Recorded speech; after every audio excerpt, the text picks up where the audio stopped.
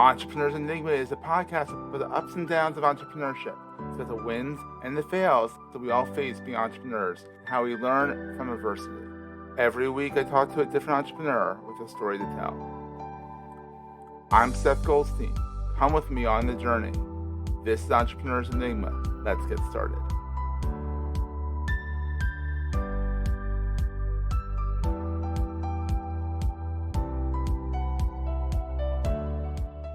Hey, everybody. Welcome to another edition of the Entrepreneur's Enigma podcast. As always, I'm your host, Seth. Today I have Kahn. She is a highly sought after keynote speaker, CEO of SELLect Sales Development. It's SELLect. So sell, get it? Ha ha ha. She specializes in consultative sales and emotional intelligence. She's wrote 2 books. That's 2 books, which is, I can't even get my first book done. So that's impressive. Myth Shift, Challenge the Truths That Sabotage Success. And Are You Open to 4 Words That Transform Everything?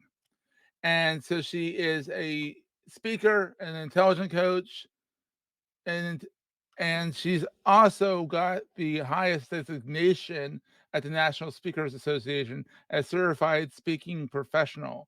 It's only 12% of professional speakers worldwide have that. So it's really cool. And let's get her in here and talk about her journey. Hey, Merritt, how are you? Hey, I'm great, Seth. How are you? Pretty good. It's been long for us to get to talk. It's just been a lot of scheduling, and either you're busy or I'm busy, or someone gets sick. Oh, it's the way life is nowadays. So Yes, it is. So how did this all get started? Have you always been on your own, or did you work at the corporate grind for a little while there? You know what? I've had my own business since 1998, so Wow. I can't even remember before that. But even when I was working for, I was in the radio advertising business, so I Okay. worked for radio stations, and even during those days, I was a 100% commissioned salesperson. Oh, geez, So that's brave. it's pretty much I've always, had that philosophy of you eat what you kill, and I love it. you just create everything on your own. That's how it works. So in 1998, you started. What business was that you started? Was it this whole thing, or was it something different? Yeah, so I had a sales management, training, coaching, consulting business, and with that, I worked mostly with entrepreneurs who were very, very good at what they do, but they were frustrated because it should have been easier to get business than it was, and so Mhm. they would have to, um, kind of be upset at the guy down the hall who was getting the business, even though they were better at executing the But it business. was getting the business is kind of Yeah. key. You gotta be that So first part first. So yeah. yeah, absolutely. Oh, that's wild. So it's been a while. We're not gonna go back to we're not gonna do the math, but it's been a while. It's been And a while. then so when did you start speaking and doing all that stuff? I mean, since you've been doing this since '98. Yeah, well, when I started my sales training company, I was doing programs. I was talking, doing business programs and workshops and things for different business associations, chambers of commerce, things like that. And one day somebody said, oh, we'd really love to have you speak. We're not sure we can afford you. And I'm like, oh, what do you usually pay? And I they love it. Yeah, they said whatever they said. I'm like, well, that's not my usual fee, because at that point I was like, I just wanna speak to anybody, right? I just would exactly. do But it they for give you a free. starting point. I love when they give you a starting point. They're like, we're hoping you do this. And you're like, Yeah. damn it, I've done cheaper. But sure, I'll go for that number. Well, back in those days, yes, now I have a number, Good. and it's not cheap, so, But if you've I'm not watched the the videos on meritcon.com, you can see why it's not cheap because you're really good. well, thank you, Seth, I appreciate that. Yeah. I mean, I think, the philosophy is there, the more relevant your program is, the more people you can connect with, the more, uh, real inspiration, not just that surface level inspiration, but things that people can actually use and incorporate into their business and their lives. Yeah. The more value you provide to others, the more value you deserve to earn for yourself for the opportunity. So it's gone hand in hand. That's great. And so also, you're a podcaster yourself, not just a podcasting guest.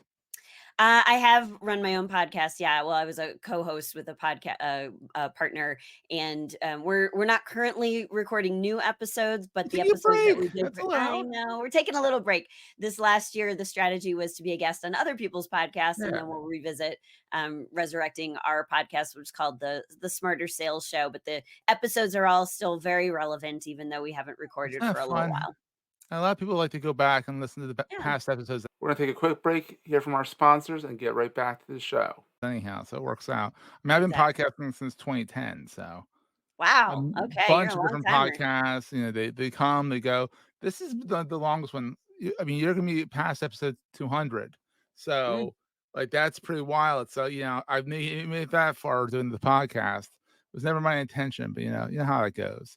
So since you've been an entrepreneur, pretty much your whole working life, except for that brief stint, which you're pretty much when you think about it, all commission, you're pretty much an entrepreneur anyhow. You Yeah. have to be entrepreneurial, kind of like eat what you kill kind of mentality. What has been the best thing in your mind about being like eat what you kill, essentially, like about being on your own and stuff like that? I think that, being on your own, I mean, it's got its blessings and its curses, right? So, I can control my own schedule, I can do whatever I want. Like, there's a lot of freedom. But I often wonder if I have the freedom of working as working more than I would for anyone else. It's so Um, true. I spend a lot of evenings and weekends, but it's seasonal, right? And so I think there are certainly times in my entrepreneurial journey where I've been more inspired. I've had more drive to put in some additional time and effort to do some initiative that was important to me in my business at that time. Yeah, And then there were times when it was like, you know what, I'm gonna pull back a little bit. So I think the you're time able to do freedom that. has been Yeah, really good, but also the financial opportunities to really set your own targets, and to know that the sky's the limit, really, in terms of yeah. what you can create. And Yeah, there's no so, ceiling when you're an entrepreneur. It's only as yeah. much as you can do, which is kind of nice. So then what's on the flip side? What keeps you up at night? I mean, how about that? So this twofold because you've been at it for a while. What would kept you up at night back in the day versus what keeps you up now? Well, I think what's interesting is that I've had enough years in business and I've been through enough ups and down cycles to know that somehow I always find a way. Yeah, I may not always knock it out of the park. There have yeah, been certain years that were certainly leaner than others. But I trust myself that, somehow it all just kind of works out. I yeah. don't say that in like a Pollyanna, the secret kind of way. Like I'm just standing at my mailbox waiting for the checks to roll in. No, I work Uh-huh. my ass off, but Yeah. I I know that it's it's okay. There are ups and downs. That's natural. I don't Mhm, panic about those anymore because I know I'm putting the work in. And I know that when my results don't show it, it's not because of the economy or the mhm, market or the customers. It's because I didn't do what I needed to do. And mhm. so when It I get falls back, back on you, yeah. yeah, you gotta just take personal responsibility. Yeah, it's interesting, especially with this economy now. It's been very up and down and left and right all year. Seems for a lot of entrepreneurs, and because the economy is good in some sectors, it's horrendous in other sectors, and then it's kind of like, eh, in others, like kind of, and it's a very weird time. I feel like feel like everything's cyclical too, which is kind of interesting. Like what goes up goes down, what goes down goes up. Most of the time goes back up, and that kind of thing. So, what is the most important thing to carry with you on this journey all the time? I think that having a mindset of like the entrepreneurial mindset for me is one that is, I try to stay open-minded to Mhm. some new possibilities. If one thing isn't working well, can I switch gears and go in a different direction? So I think that's been an important thing. Certainly that was a big lesson during the pandemic. I mean, as Oh, a jeez. professional speaker, that that revenue stream was completely shut down, but that was Oh, also a very big marketing, yeah. stream for me. So in one, basically in one day with all of, like everything was open and then everything was closed. And that lasted obviously for a very long time. So I had to really look and say, okay, well, some of my professional speaker friends who only had a keynote speaking business were really in a pickle. But Yeah. I had consulting and coaching and training and, some other things that I could do virtually to get me through that period of time. Oh, And so I just smart. kind of dialed back on the well, dial, completely turned off the dial for like You had no choice. It it, was all right, back for you. it was gone. Um, but then I knew that at some point things would open up again and I would dial that back up and dial something else down. And so I think when you set up your business as an entrepreneur, you want to have some different things you can do. Mhm. Like, seasonal businesses are good examples of that. If you have a landscaping business, you're either going to have to go to a different geography to do that in certain Or go to seasons plowing or something like that, yeah. or, transition to winter activities. So it's just the way of looking at your business. So I think an open mind, a sense of optimism, but a balanced sense of Love reality that. check is Yeah, is but really yeah, important. reality check.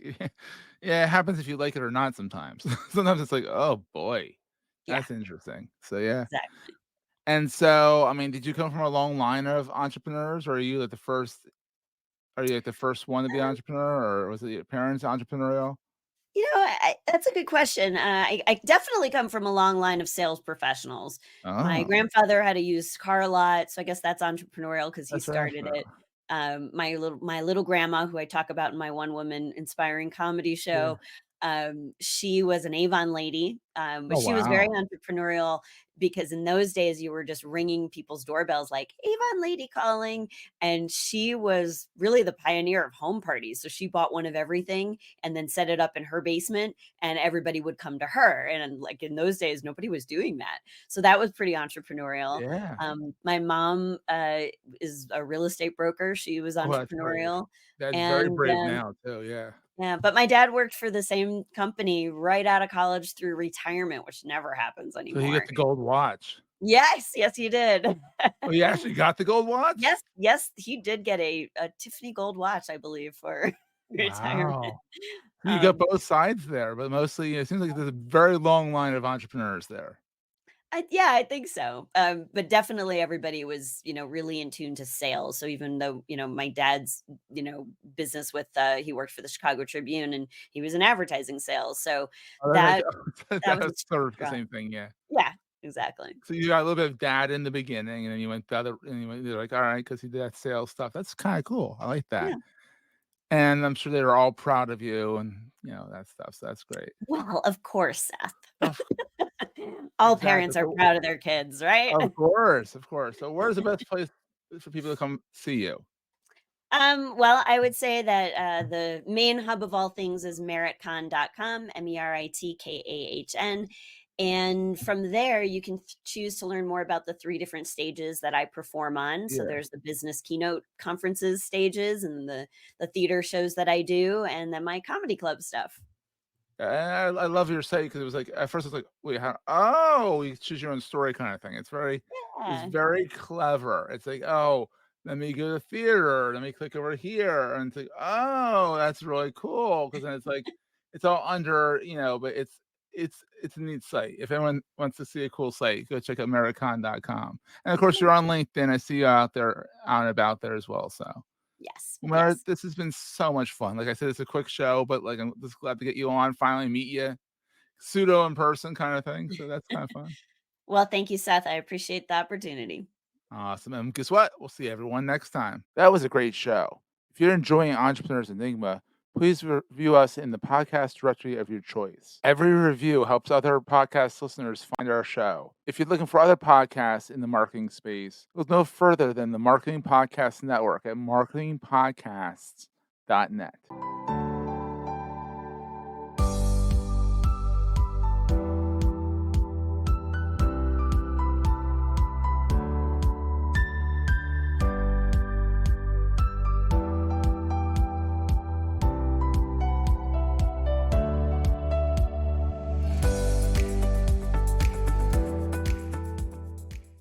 Theme Media hopes you have enjoyed this episode.